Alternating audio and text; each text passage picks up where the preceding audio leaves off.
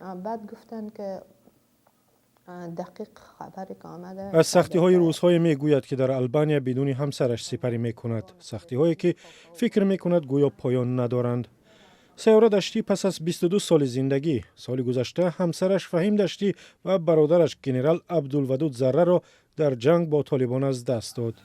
او از آخرین دیدار با شوهرش می گوید 6 روز از طالبان گذشته بود که کابل گرفته بودن و ما امروزشان رفتم به پنجشیر، امروز برادرم و فهیم جان یک جای به پنجشیر اینا را ما رساندم، چون موضوعی بود که اگر یک خانم در موتر می بود ممانعت نبود، یعنی تلاشی و اینا نمی کردن طالبان.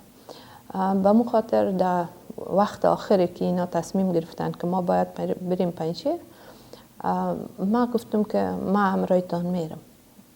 خب هر دویش ممانعت نکردن، گفتن بریم.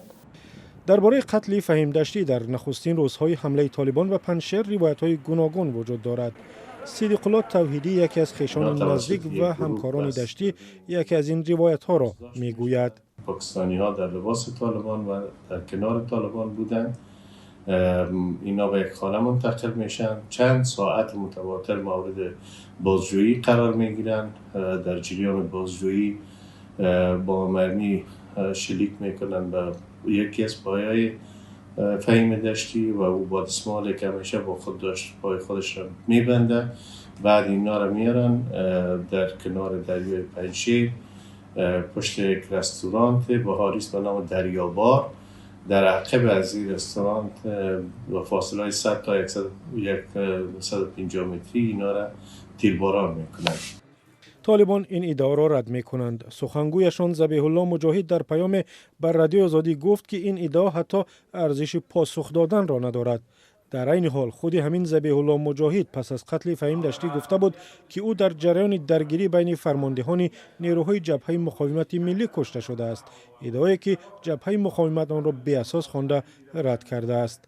همسر فهیم دشتی میگوید شماری از نهادها و سیاستمداران خارجی و حکومت فرانسه در تحقیق شیوه قتل شوهر و برادرش همکاری کردند، هرچند گفته او از طرف نهادهای مستقل یا حکومت فرانسه تصدیق نشده است.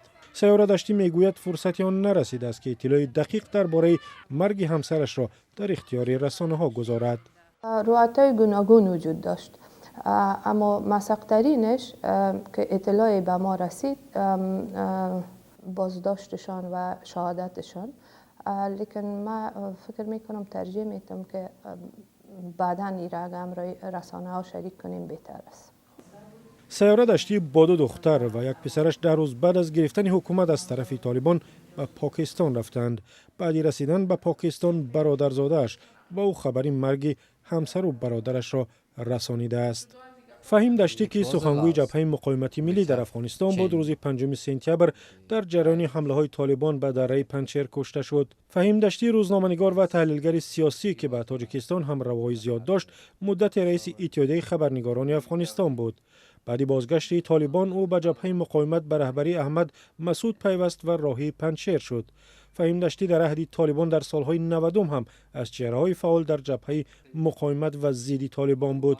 او در حمله اعضای القاعده در سال 2001 که در نتیجه آن احمد شاه مسعود هم به قتل رسید سخت زخم برداشت. حالا همسر و 3 فرزندش در آلبانیا مهاجر هستند و قرار است به کانادا بروند.